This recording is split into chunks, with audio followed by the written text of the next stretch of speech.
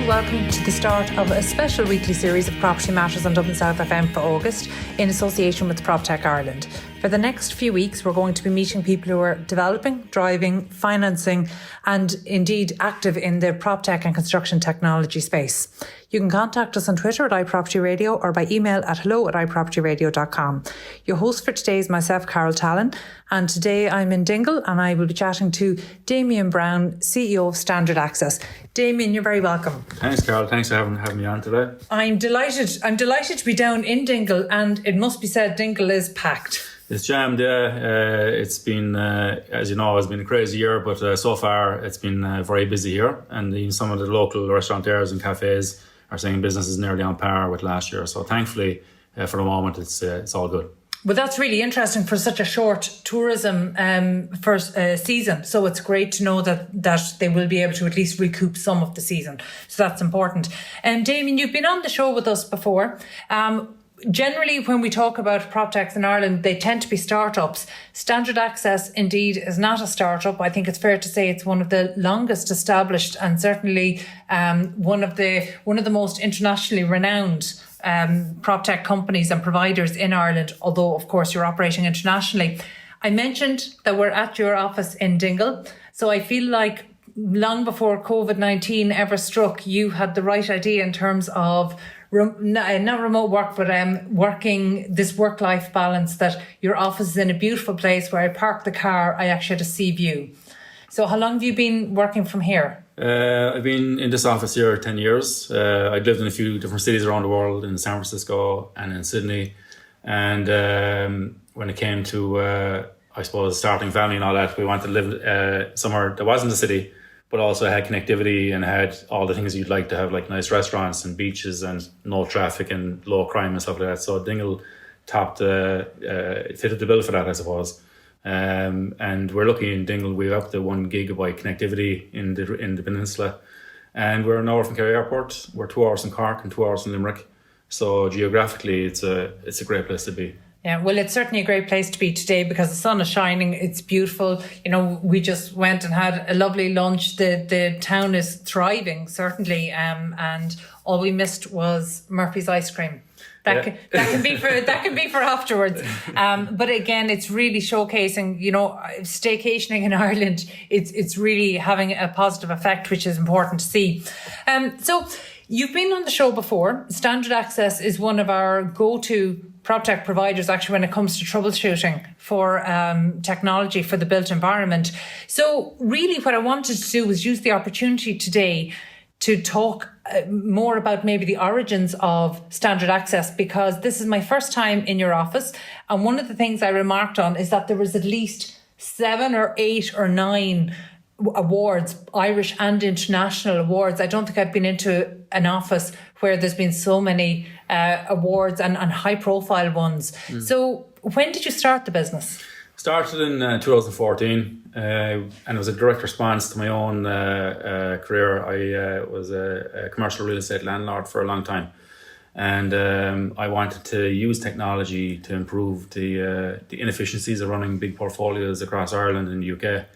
So that's where it began. That's where I started from. Those pain points was costing me money in my pocket, and I wanted to better manage my portfolio with my tenants and collecting rent and allowing access remotely, which is quite difficult when you're in the one place.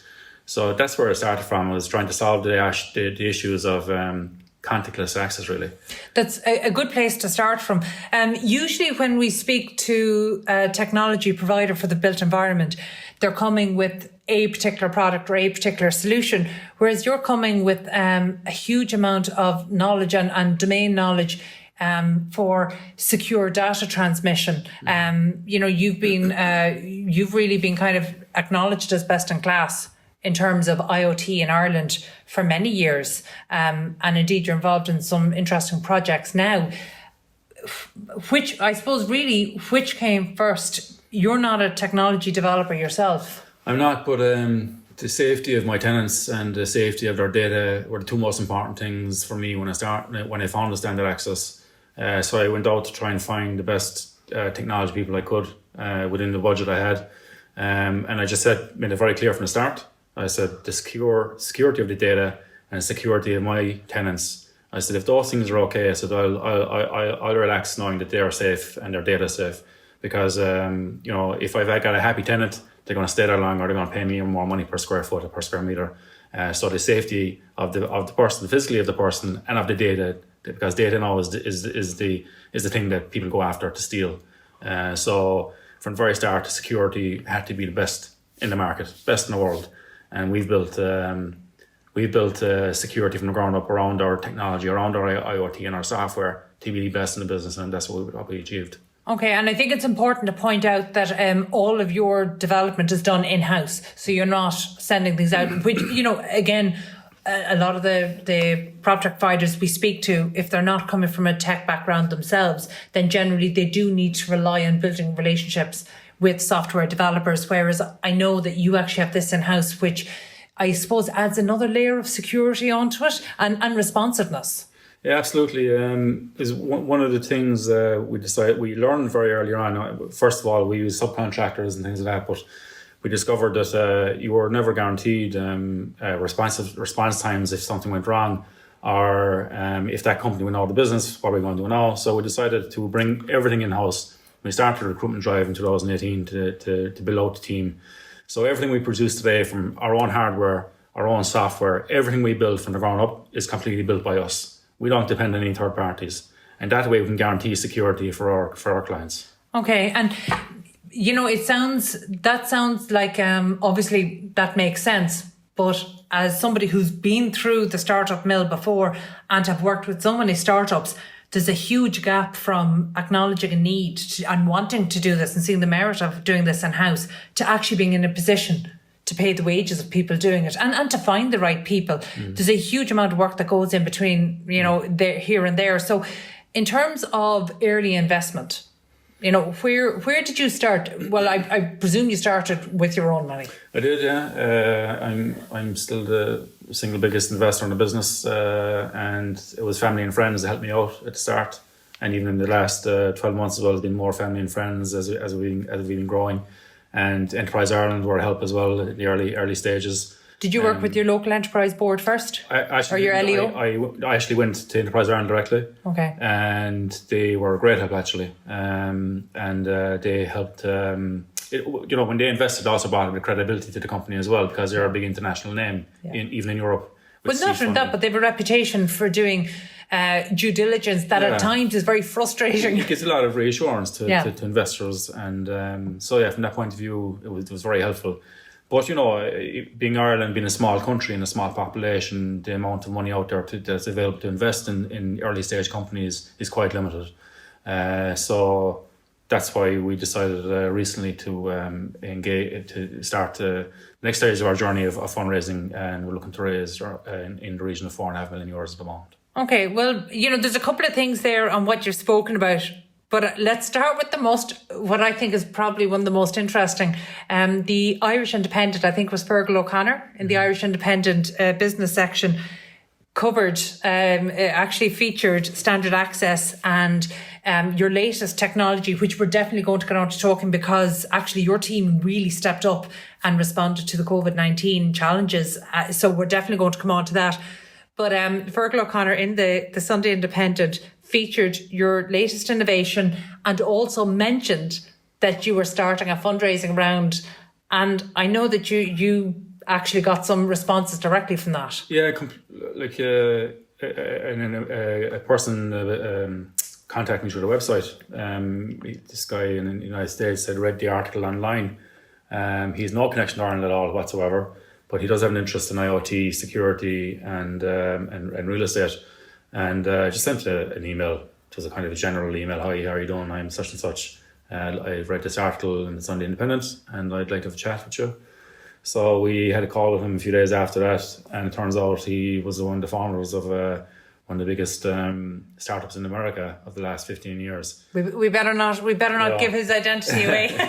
He might not appreciate that. So he turned out to be a very credible person. So what stage are you at with that? I know that's only the last couple of weeks. Yeah, so we're just going through the due diligence at the moment, and all I can say is it looks positive. If it goes through, part of the deal will be setting up an office in the United States which actually wasn't even on our radar for the short term. But yeah, it would expedite that development side of our business. So that's an amazing one. It just shows that actually, we don't know where the investment is going to come from, but actually that almost brings us back a step into the investment ecosystem in Ireland. And, I've been criticised myself for saying that we don't really have an investment ecosystem in Ireland. You essentially have, one state body dealing with everything, and then investors that come in and match it. And one of the things that we've been doing since 2016 is we've been tracking the investment coming into technology for the built environment, so whether it's property or construction. And we know that actually almost all of the investment has come from people within the industry, but people who are not investors in startups. So I think that's really interesting. You have the industry stepping up to finance people who are solving problems that they have. And to me, that seems like a really strong vote of confidence. But it also exposes a weakness in our investment ecosystem in Ireland. Like, what has your experience of that been? As any founder will tell you, fundraising takes up way too much of your time. And particularly in Ireland, it probably takes up even more time because there's such a small investment pool of money in the country because we have a small population and whatnot, and we're just a relatively mature market, I suppose, in terms of wealth. But the environment for investing isn't ideal. We have the EIS revenue system for tax rebates on your investment, but it's not a patch on what's available in the UK. And the UK already has a head start because there's so much more money over there. So it's almost like you're trying to push water uphill when you're trying to bring in investors. It's not very attractive for them to make an investment in an Irish company. And industry groups like Scale Ireland, for example, are trying to push the government to change these things in past budgets and upcoming budgets to try and make it more of a fair and even more of a level playing field, to try and free up some of the cash that's in the banks. And of course, there's more cash in the banks now than there ever was before because of COVID. So we'd be hoping that the government might make some changes to encourage people, to incentivise people to invest in Irish companies. Okay, can you spell that out for people? So what's the difference, say, your company approaching a London-based investor and a UK company approaching the same investor for the same amount of investment? In terms of tax incentives, it'd be twice as more attractive to invest in a UK company as an Irish company, purely from a tax point of view. Mm-hmm. The problem is in Ireland, I suppose, is that we're not planning 5 years ahead or 10 years ahead. You know what I mean? We're planning for this year, this month, and until such time as that changes, we're not going to see any change. The amount of money invested in startups in Ireland isn't going to change. And we have a massive startup scene in Ireland, a massive amount of amazing technology companies starting off in Ireland with really great founders and great experienced teams. But the money just isn't being allocated or it's not being incentivized enough to go into it yet. Is it taking too long, even for the companies that jump through all the state hoops? It's still taking a long time for the money to come through, which means, if you're talking about a 15 to 18 month wait for money that has already been allocated, that's, businesses go under in much less than that time, for startups that don't have the cash flow resources, so how are we allowing that happen? I suppose we're just not prepared, or our agencies aren't prepared enough for it. Maybe they don't have the right mandate from government. To be fair to them, the mandate that Enterprise Ireland was given was created 20 years ago, and it hasn't even moved on in times. Even for inflation, it hasn't adjusted for the amount of money they invest. But the time taken from when you apply for funding until the time you actually get the funding, it can take anywhere from 9 months to up to 24 months, and that's not acceptable. It's not helping anybody. Mm-hmm. It's not helping the taxpayer either. It's not helping anybody. And at the moment, unless that changes soon, you could actually see that companies moving to London or Paris or Amsterdam or Berlin or other hotspots that are maybe more environmentally friendly from an investing point of view. Mm-hmm. Well, it seems at this stage, because again, as I started the show by saying, you're not a startup. Standard Access is not a startup. It's well established. You got supports in the early days. You attracted private investment, and now you're back looking for further investment to roll out new technology. So in fact, you've actually successfully navigated a lot of the things despite the challenges we've just spoken about. But, one of the important things that we want to do today is maybe speak to some members of your development team as well, to see if they can talk to us about some of the most recent developments. But can we just start before we, I suppose, get on to the pandemic responsive stuff? What I'd like to do maybe is start by talking about some of your early services, just to make it specific, because, we throw around terms like IoT, the Internet of Things, almost assuming that people know what it is and why it's important. And I'm not sure that that's necessarily the case. And, our audience is the traditional construction, planning, construction, property, and indeed property technology sectors. So let's talk about, maybe some of the practical uses. So what was your first service that you rolled out, or product, sorry? First thing we built was contactless access. So think of what we call smart locks. And, you might have a card reader on the outside of the door for traditional card-based access systems. And we did that obviously with smartphones. And we used encrypted audio, just sound being sent from your phone to unlock doors. Okay, how is that different to what we see in any hotel room? From a usability point of view, everybody with a phone or even a tablet in the world can use our technology because it's sound. There's a microphone and speaker on the phone. You don't have to have the latest, greatest smartphone. You don't have the latest version of Bluetooth or NFC or anything like that. So it's, from a user's point of view, 100% of the world's population with his phone, even in an analog phone, can use our technology. Okay. And in terms of security, because I know that while you're looking at multifamily properties and the private rented sector, you're also looking at particularly office space like flex space. I mean, actually, is it fair to say it's a full building access management system? But I suppose I'm interested to break down how that evolved. So it started with just allowing access into the building or in individual rooms? Into any door in the building, really, from first day. So there's the front door, communal doors, plant rooms, garages, elevators, apartment doors, office doors. It was that we built for first day. The software side of things then kind of evolved and came after that, like the dashboard on data usage. So how many times was the event room used in a week or a month?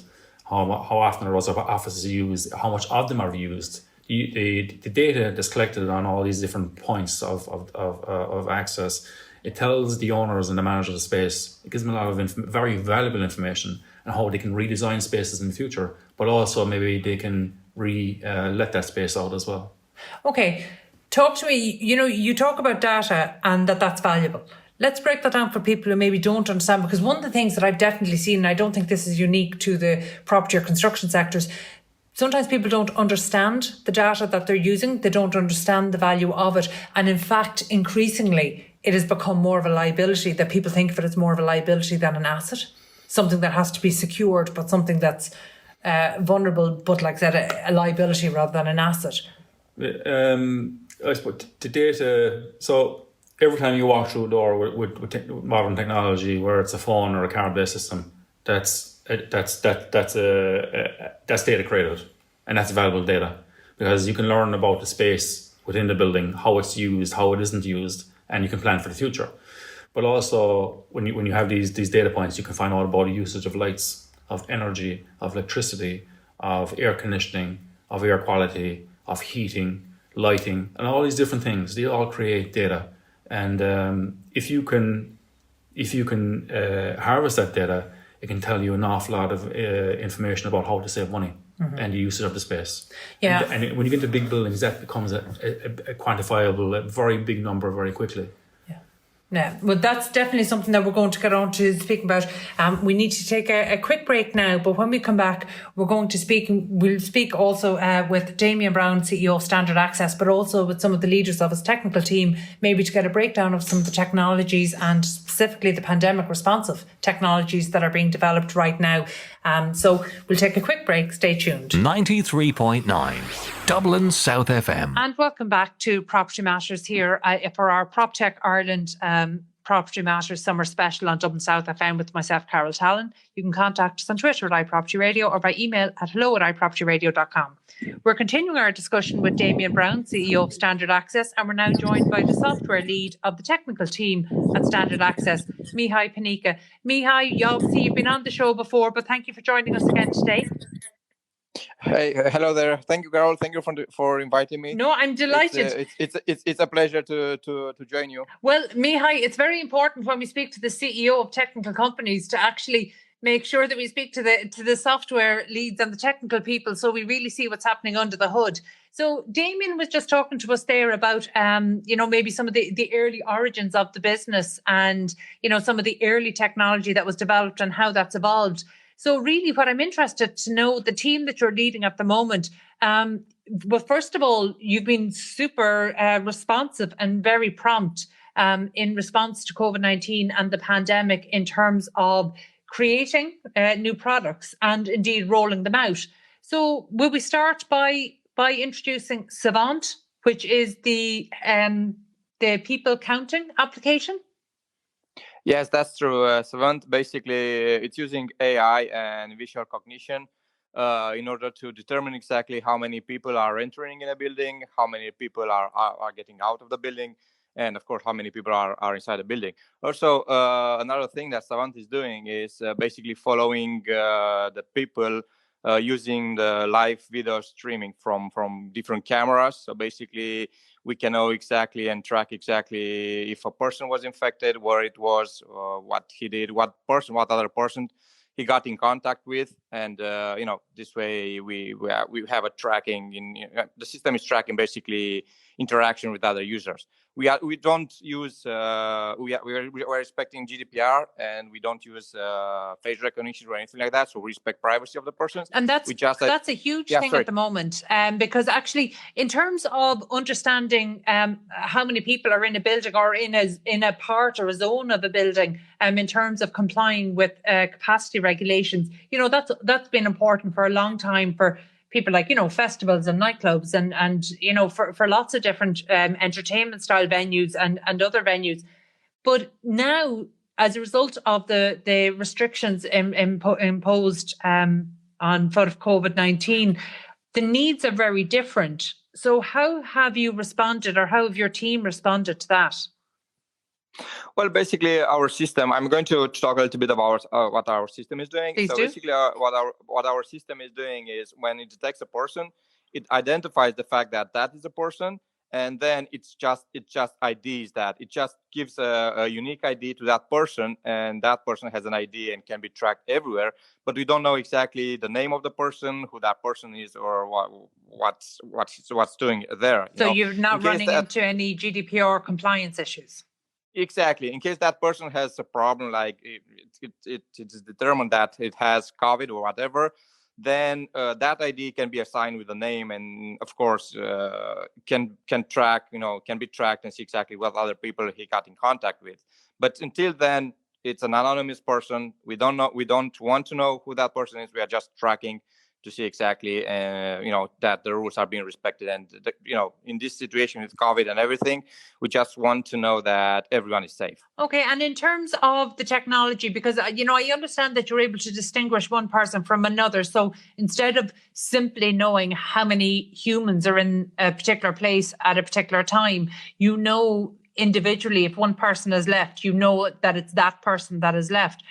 But in terms of how sophisticated the technology is getting, we know as of this week, it's now mandatory for people in Ireland to wear masks when they're going into any shops and on public transport. So the technology in terms of restricting and helping venues to restrict capacity, that's one thing. But I understand there's capacity there in terms of identifying whether people are wearing masks. Yes, the technology today allows us to do a lot of things, and using AI, it's giving us more power. Basically, we can identify if a person is wearing a mask by only training the neural network to detect if a person is wearing a mask or not. So we can do that. We can also identify if a person is staying 2 meters away from another person, same using video streaming and artificial intelligence. I mean, like I said, the technology evolved a lot, and today with the help of AI, we can do a lot of things. Oh, that's an interesting one. So actually, even when through existing CCTV, there's no new hardware required for this. Is that correct? That's correct. We don't require any installation. We don't require any new hardware. Just using the existing CCTV cameras, we can do all of that. But okay, so that's an interesting one though, because I was aware of the capacity and head counting, which is vital right now for businesses and for lots of venue owners and managers. But actually, you can detect, or the technology can detect, if people are breaching the 2-meter distance. Yeah, exactly. Is there a way to maybe alert people if that's happening? Yeah, everything it's being done in real time. So in case that happens, an alert is being sent to the building administrator, or the system allows us to set up an email or a person that's handling all of this. So if that's not being respected, the 2 meters distance not being respected, that person will be sent an email or an alert in real time to that is happening. Okay, Damien, you have 2 decades of experience managing portfolios. How important is this for building owners and managers right now? It's very important, Carol, because building managers and property managers and people working in facilities management, they don't have a lot of extra time to deal with the new problems of the COVID-19 has brought upon us. So if you can use technology as simple as the software as we've built, without having to spend any money on hardware or downtime for installations, and allowing your staff to continue going about their everyday tasks without having to monitor people or watch out if they're wearing masks or they're socially distant. It frees up their time, letting them get on their jobs where they could be security people as well. Okay, and in terms of buildings, in terms of rooms, so I'm thinking specifically in a public building, or indeed in a large office building or flexible work office building, things like bathrooms. We know that most people are, maybe restricting that in a public bathroom that might have, 6 or 8 stalls, only 2 people are allowed in at a time. But how do people know that unless they actually walk in? And obviously you can't put cameras in bathrooms. So, I mean, is there a tool to deal with that specific use case? Yeah, well, you can have a camera that's outside of the door of the bathroom. So basically, you can count how many people are getting in the bathroom and how many people are getting out of the bathroom. So that's easy. Okay, so because again, that's one of the challenges that building owners have, and actually, one of the we actually had a discussion amongst some property owners and managers and building managers, and one of the issues that came up was that where there was where capacity was breached, would there be an ability to restrict access into a room? So, say for example, if it was a boardroom or another room, is there automatic or is it the facility to connect the data and the information that's coming in with the access system? Well, using the SAB, our hub, that basically it's an IoT device. Our hub can take all that data and can send it to different systems in the building. So basically, it can unlock or lock the doors, taking into account how many people are inside the building or how many people are waiting to get inside the building. Okay, Mihai, as I mentioned, your team had actually, had this developed and rolled out exceptionally quickly. So is this something that you had already identified, like prior to the pandemic? Was this something that was already identified as necessary for buildings? Well, not really. I always like to work in artificial intelligence, and I already had a few things developed. So when the pandemic came and everything, I just put everything I had into practice, and we just came up with this product. That's amazing. That's, I mentioned at the top of the show that Standard Access is not a startup, that it's very much an established technology provider for the built environment. And actually, this just shows one of the great examples of this, that you actually had innovation that you were working on that was sitting around waiting to be used. Is that the kind of technology that's referred to as orphan technology, where it's, developed for one use and not fully put to use, and then it's sitting there waiting if needed in the future? Well, it's not exactly orphan technologies. I like to call it research. So basically, we're trying to improve the product and come with new solutions that will help the building managers or will help people in general.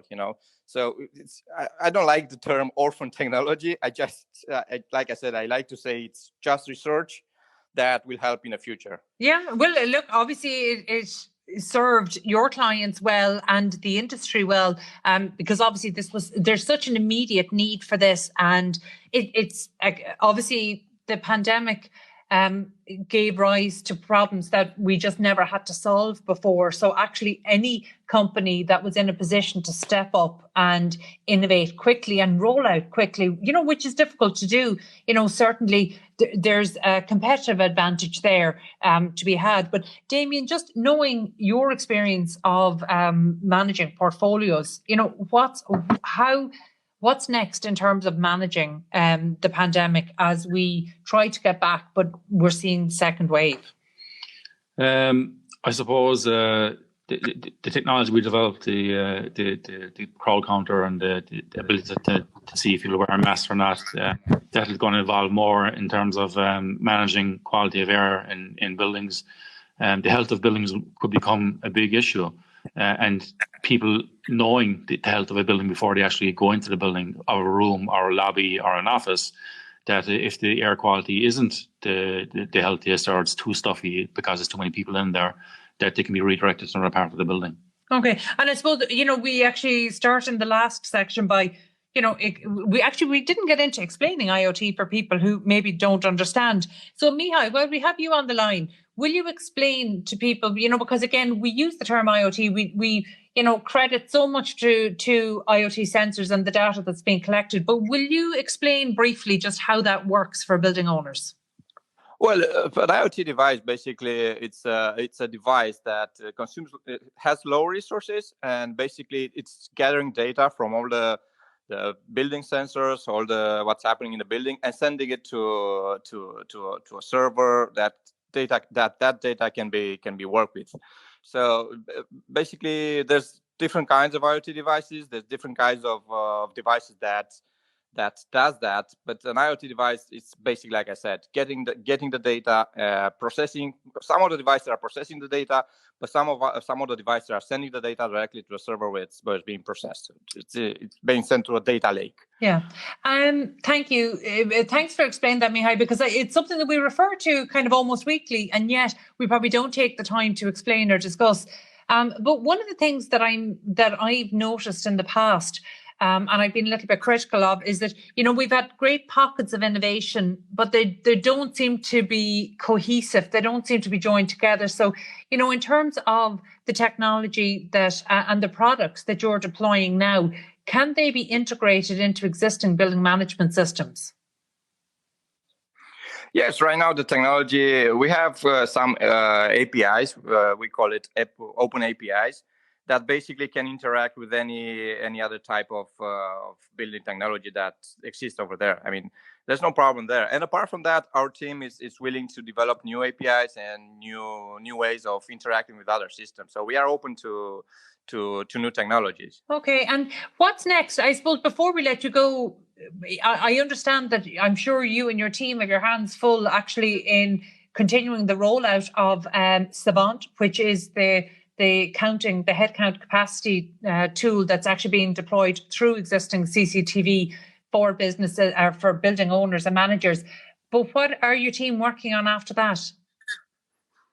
Well, we have a lot of projects right now, but mainly we are focusing on how artificial intelligence can improve the life of people living in buildings, and how artificial intelligence can improve the management and the way that building manager can handle all that's happening inside a building. Okay, we've heard it said that COVID-19 across all sectors, not just planning, construction and property, that COVID-19 has really furthered the case of digital transformation. That it has done more in 3 or 4 months than maybe was done in 3 or 4 years.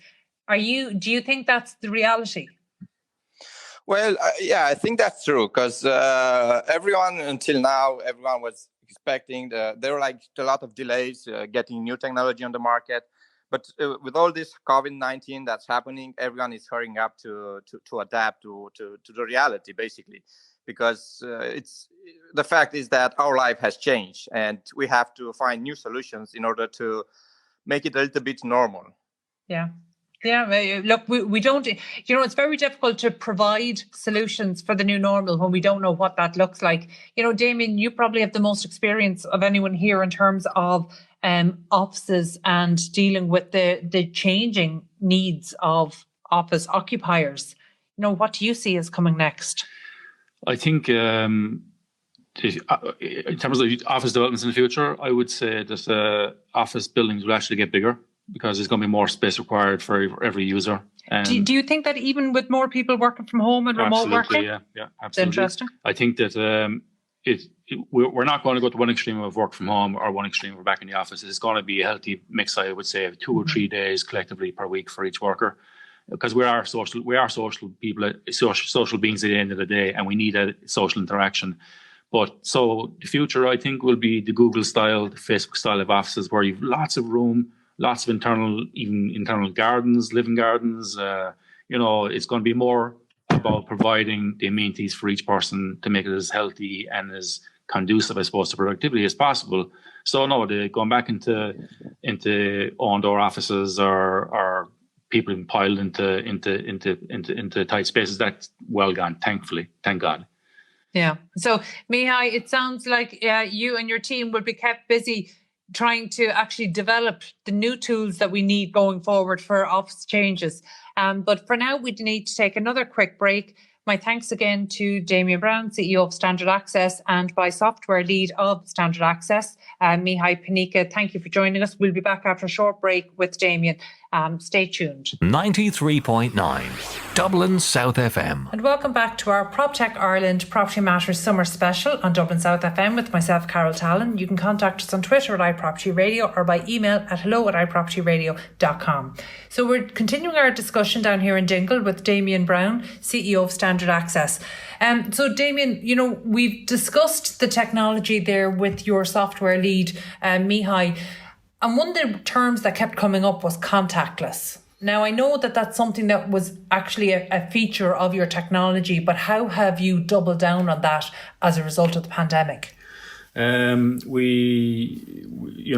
of not having, contactless really is about not having to use physical keys, not having to meet somebody. The cost of someone sending a property owner sending someone across the city with a bunch of keys to open a door for a potential tenant, for a real estate agent, for a gas inspection, for the local government inspector, whatever it may be, that costs money, it takes time, and it's fraught with difficulties in terms of keys going missing, and then you got to bring in a locksmith to change locks. So we came up with the idea to use our mobile phones. The one thing that everybody carries in their pocket, a mobile phone.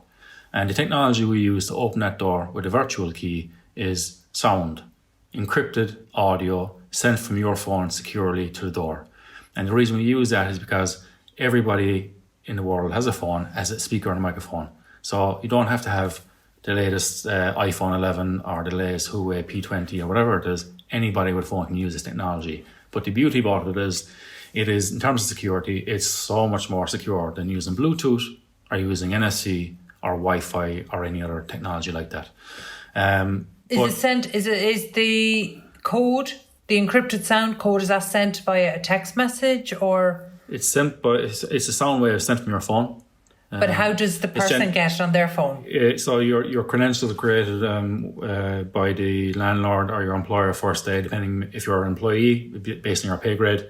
And that would dictate what doors you're allowed through in that building or another building or a whole range of buildings. So for any individual, it can be tailored to what doors they open? Yes, you can dictate. Is it time limited? You can do both. So for cleaners, you might want them to go through every door from 9 to 5, Monday to Sunday. For your CEO, it'd be through the front door, the elevator, the garage, the executive floor, so on and so forth. And maybe the junior operatives might be allowed onto the first floor or second floor or part thereof. And that can be recurring access Monday to Friday, 9 to 5, or it can be, if they're on night shift, it might be 8 till 8 next morning, or it can be once off. So you might want a plumber to come in or electrician, and you might want to agree with your tenant. Listen, is it okay if we fix your problem on Tuesday morning between 10 and 11? And if they say yes, and you get in-app chat back confirming it, a text message saying, yeah, that's okay.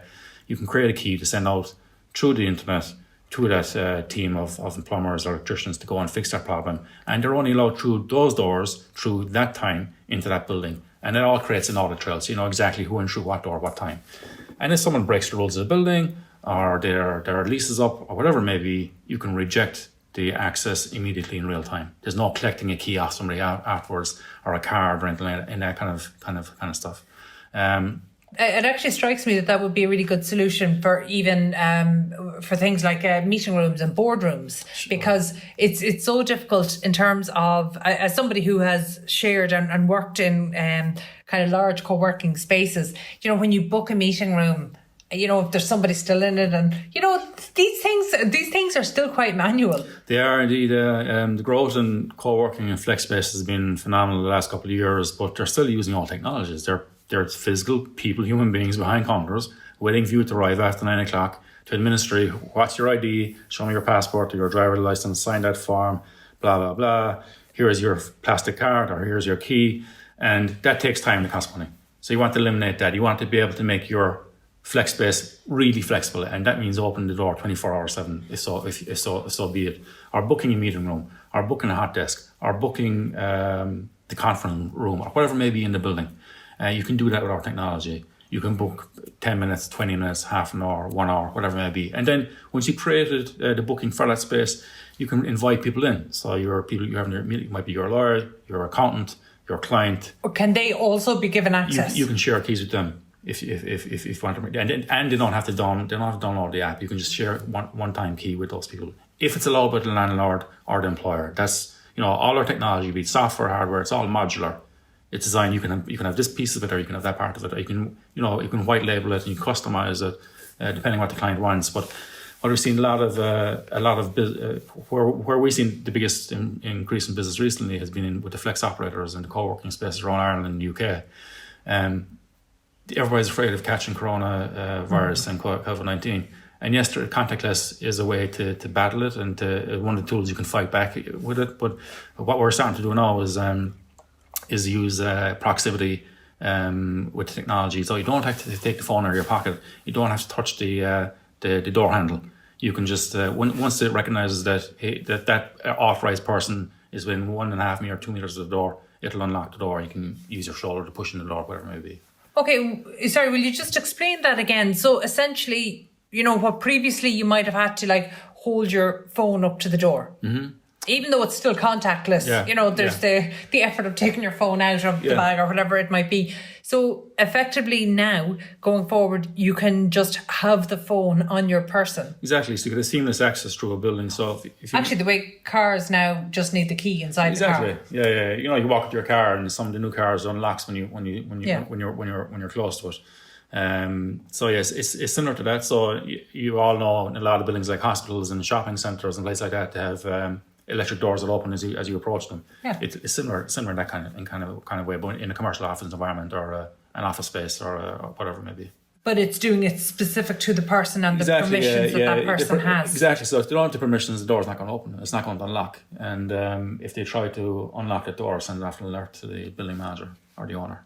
Okay. And again, that's all, you know, unlike, you know, maybe some of the technologies we were discussing earlier, the data from this technology is specifically about the person. Exactly. So this is where standard access has really kind of come to the fore as not just Irish, but as a global leader in terms of secure real estate data transmission.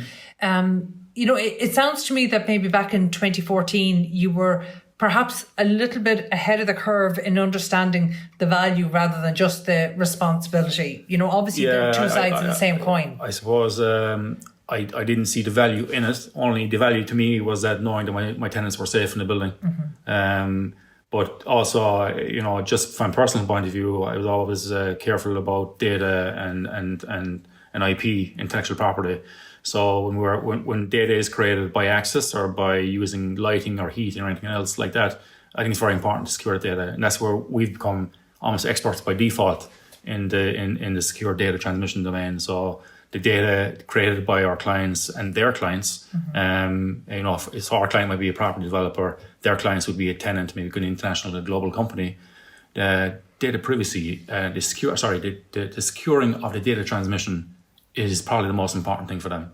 And we've become, I think we've become one of the best in the world in this space.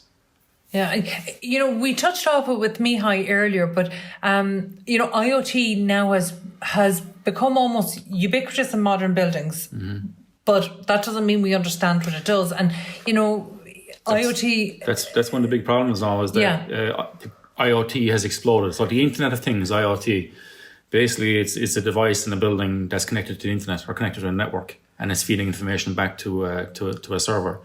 So that could be a smart lock, it could be a connected camera, it could be lighting, it could be the air conditioning. It's quite sophisticated though in terms of zoning and getting data on building use and the use of individuals within buildings. So the data can be, with our system, it can be by user, by door, by floor, by building, by location, by city, depending on which way you want to see that data, it's available to you. But secure, like I said, securing that data is the most important thing. And unfortunately, we've seen a massive growth in IoT. It has really exploded, and it's going to get bigger and bigger and bigger, particularly with the advent of 5G. But what's not happening is the people who are releasing all these devices onto the market, they haven't even thought about security. Security hasn't even entered the development phase or the starting, where it should start from the very start. And that's where we have a big advantage. From security of data, that would be our strongest point, I would say. Okay, is there any way to know, because obviously we know that there are sensors all over contemporary buildings now, and not just contemporary buildings, in a smart city, right across the city, on lamps, on street lights. How do we know how secure, because that's all gathering data on us all the time. How do we know how secure any individual devices are? I suppose it depends on the company you use to put it in. Do they have the ability to do it securely? And because every time you add a device or a sensor to a network, it creates a vulnerability into the system. One of the good things about 5G is that it will reduce a lot of those vulnerabilities in the system, because it's a specific network. No.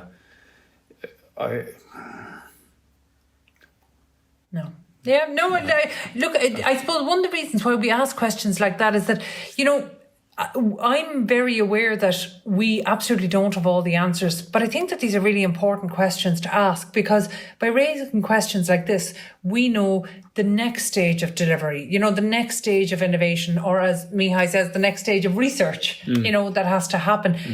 It's still very early days in a lot of this, but, I think it's important that we've some benchmarks. It's important that we understand. It's almost that, there are a lot of unknowns. I suppose it's like, I'll give you an analogy. It's like back in the 80s when house alarms became popular.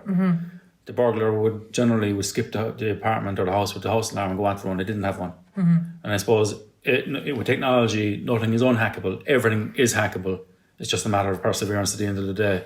And I suppose what we do is we make it really, really, really difficult for people to break into our system, so that they'll move on to the lower hanging fruit, the one that doesn't have the deep security that we build in.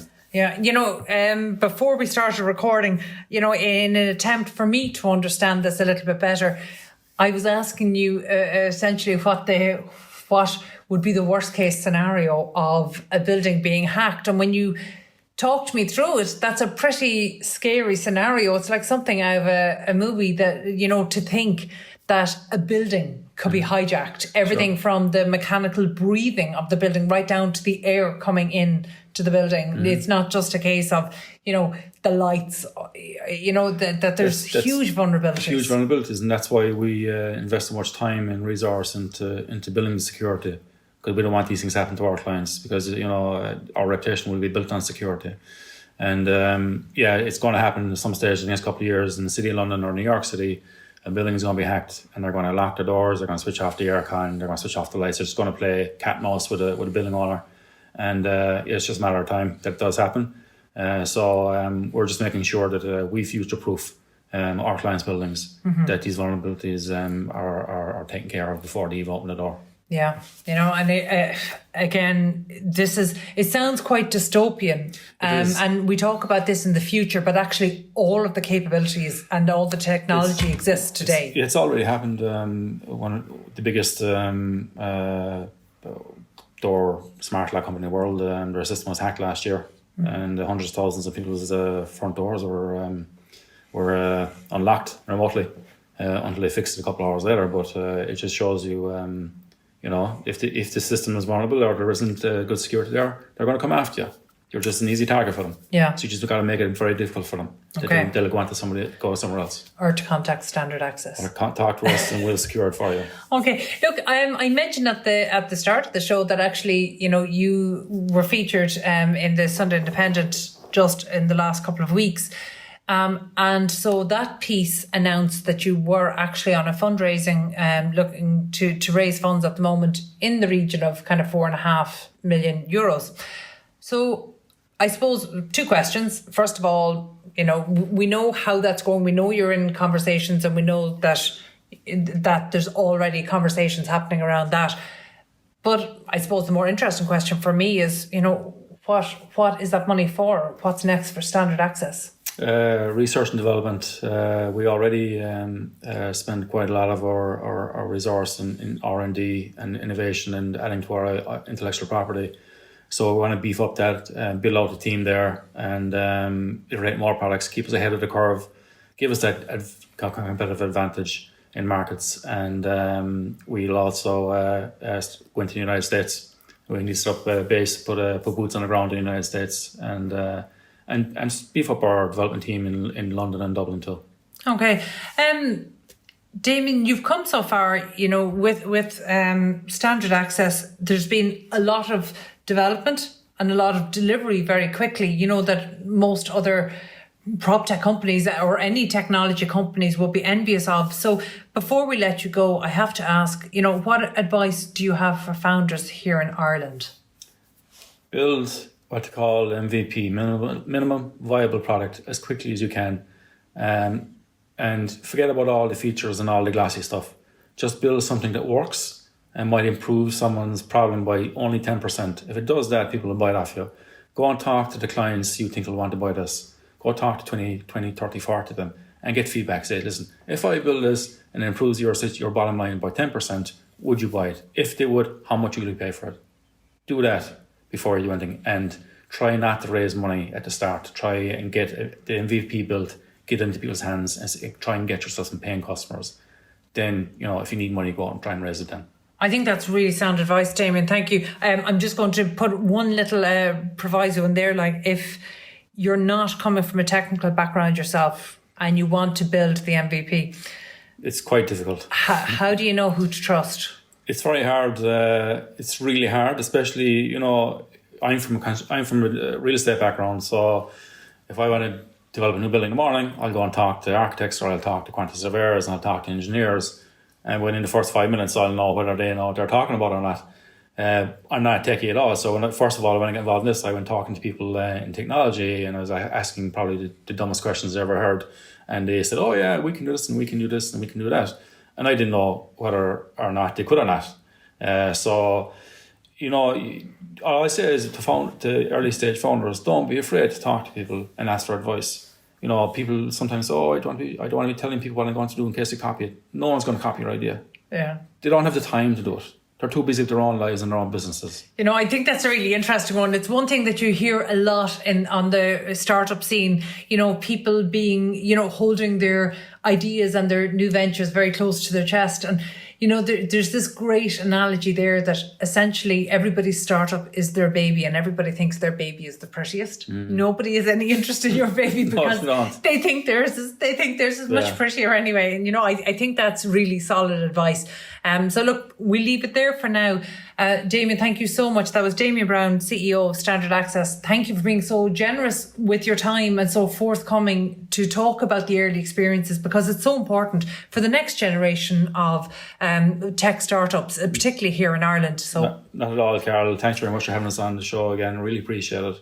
Always. Anytime. We wish you the best with the show. Thank you. Do you know what? It's always a pleasure to visit Dingle as well. See, there's another competitive advantage that you have. So look, that's it from us today. Thank you for listening in to Proptech Ireland Property Matters Summer Special on Dublin South FM. You can get in contact with the show on Twitter at iPropertyRadio or by emailing hello@iPropertyRadio.com. Also, my thanks to Peter Rice on sound and show producer Katie Talon of Hear Me Roar Media. We're back at the same time next week. From myself, Carol Talon, and all the team here, stay safe.